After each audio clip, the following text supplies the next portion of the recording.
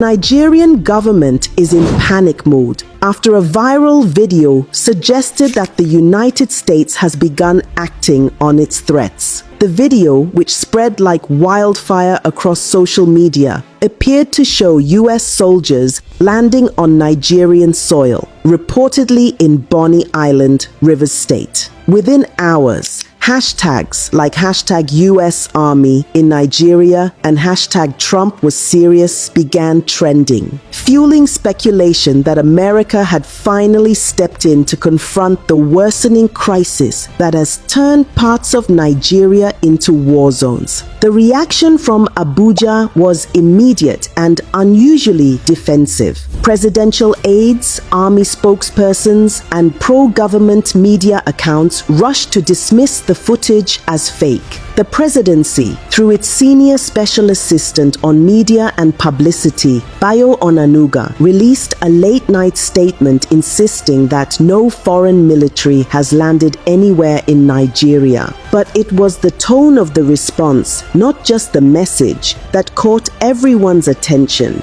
You could almost sense the tension. Nigeria's leadership still reeling from global scrutiny after Donald Trump accused the government of complicity in a Christian genocide, suddenly found itself battling an image crisis it could not control. For a government that often ignores viral news, this particular video triggered something deeper: fear. Because even though the footage may have been false, the idea behind it wasn't. That the world, especially the US, has finally lost patience with Nigeria's endless bloodshed and political excuses. The video itself wasn't long, just under a minute, showing uniformed men disembarking from boats, voices in the background shouting that the Americans have arrived, but it wasn't verified. Onanuga's statement called the clip a dangerous fabrication designed to incite public panic.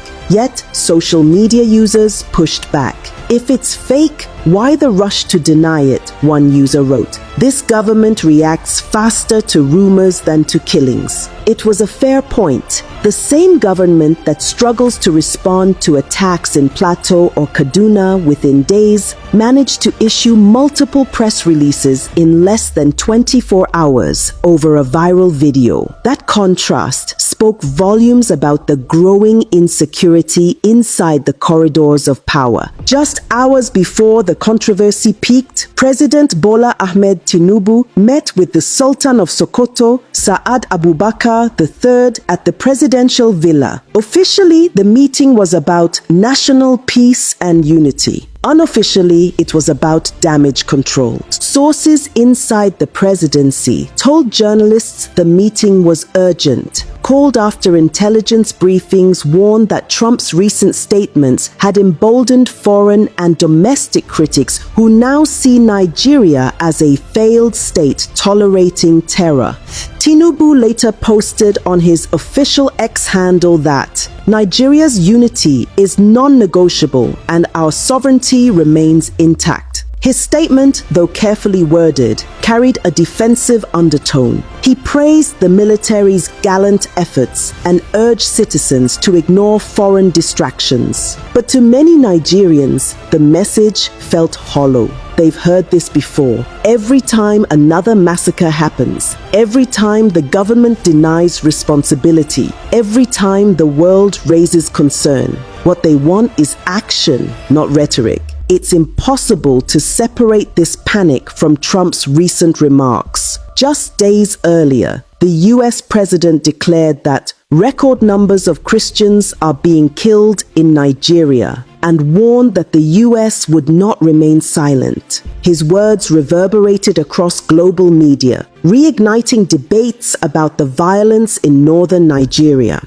Many saw the viral video of US soldiers as a symbolic manifestation of that warning. Proof, even if false, that the world was watching and might finally act. Washington has, in recent months, increased scrutiny of Nigeria's human rights record, defense spending, and terror-related finances. The US State Department has confirmed that billions in military aid are being reassessed due to lack of transparency. Behind the scenes, analysts believe Trump's team is pushing for tougher policies, including sanctions on Nigerian officials accused of sponsoring or enabling terror. That's why the rumor of American troops arriving hit so hard, because even if it wasn't true, Abuja's leadership knows it could easily become true. Then came another shock. An American investigative journalist released footage and satellite data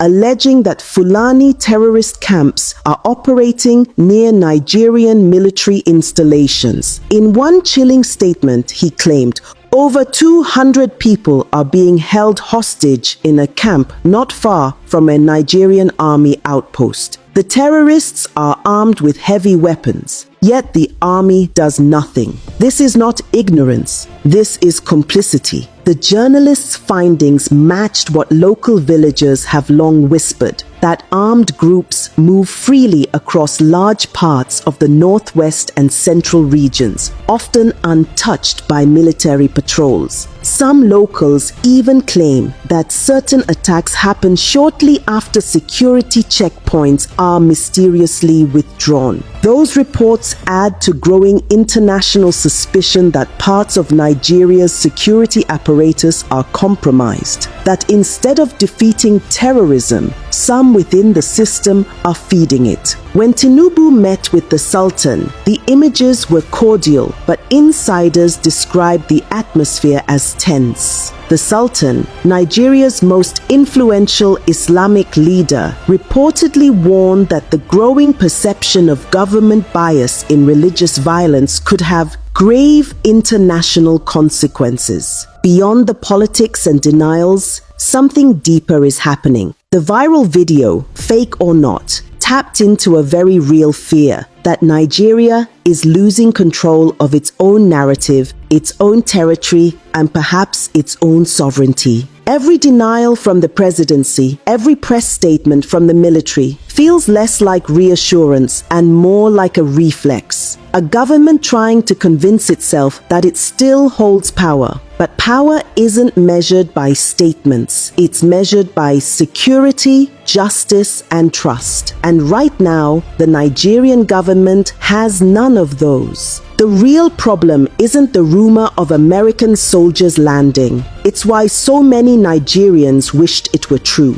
It's because citizens have lost faith that their own leaders can protect them. In the end, the government's panic says more than the video ever could. Because when a nation's rulers fear the idea of truth more than the pain of lies, it means they know the ground beneath them is shifting. Abuja's silence in the face of mass killings, its endless excuses, and its attempts to suppress international criticism have built a wall of distrust that no press release can fix. Nigeria's leaders have spent years denying what the world already knows, that the country is being eaten from within by corruption, complicity, and cowardice. And now that denial has reached its breaking point. Because one day soon, it might not be a fake video. It might be real foreign soldiers, real accountability, real consequences. And when that day comes, the world will not ask for permission.